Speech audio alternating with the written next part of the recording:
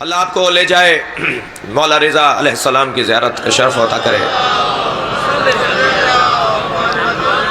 آپ جب امام کی زیارت کا شرف پائیں گے تو حضرت کے مزار اقدس کے ساتھ ایک بڑی مشہور مسجد ہے جسے مسجد گوہر شاد کہا جاتا ہے، وہ جس کا نیلا گنبد ہے، بہت بڑا گنبد ہے، وہ خانم گوہر شاد نے بنوائی تھی۔ تیمور لنگ کی زوجہ ہے گوہر شاد جس نے یہ مسجد بنوائی تھی، آج افغانستان کے اندر ان کا مزار ہے خانم گوہر شاد کا۔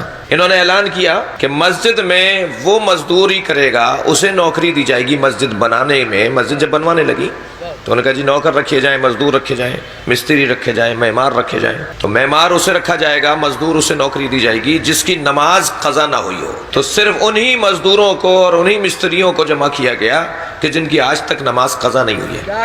بھائی ہر مسجد کو عزت نہیں ملتی، ہر کتاب کو عزت نہیں ملتی، صلوات پڑھے ذرا محمد و آل محمد۔ ہر شخص کو عزت نہیں ملتی، ہر عالم کو عزت نہیں ملتی، عزت کا معاملہ ہی کچھ اور ہے۔ آپ ذرا غور تو فرمائیں کہ یہ مفاتیح الجنان لکھنے والا کتنا مخلص انسان ہوگا، شیخ عباس قمی رحمۃ اللہ علیہ، کہ ان کی لکھی ہوئی کتاب ہر امام بارگاہ، ہر مسجد، ہر گھر میں قرآن کے ساتھ رکھی ہوتی ہے۔ اس کتاب کو اتنا مقام کیسے مل گیا؟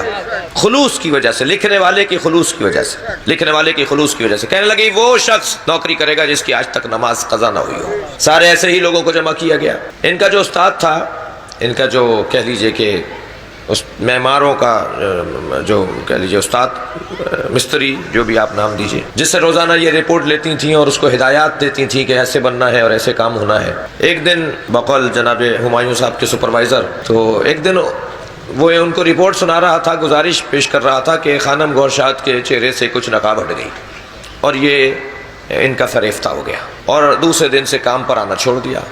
انہوں نے پوچھا جی کام آج کیوں نہیں بڑھ رہا؟ کہ جب وہ صاحب کہتے ہیں کہ جی مجھے تو آپ سے شادی کرنی ہے۔ کہنے لگے انہیں نہیں پتا کہ میں شادی شدہ ہوں، ایک بادشاہ کی زوجہ ہوں۔ کہنے لگے جی کیا کریں، بس ان کا یہی مطالبہ ہے۔ کہنے لگے ٹھیک ہے، ان سے کہہ دو کہ میرا بھی پھر ایک مطالبہ ہے، اس مطالبے پر مسجد کو بنائے، کام آگے بڑھائے، مگر میرا مطالبہ یہ ہے کہ اب اس کی نماز شب قضا نہ ہو، مسجد کو مکمل کرے، اس کے بعد پھر اپنے مطالبے پہ باقی رہے اور میں بھی اپنے مطالبے پر قائم ہوں، میں بھی اپنے مشروط کے اوپر قائم ہوں۔ مسجد مکمل ہو گئی، ایک مہینہ گزر گیا، یہ صاحب رابطے میں نہیں ہے۔ کہا جی میں اپنی بات پہ قائم ہوں، میں علیحدگی لوں گی اور اس کے ساتھ عقد کروں گی، اور اس نے اپنے وعدے کو پورا کیا کہ نماز شب کے ساتھ اس نے مسجد بنائی ہے، ذرا رابطہ کیجئے۔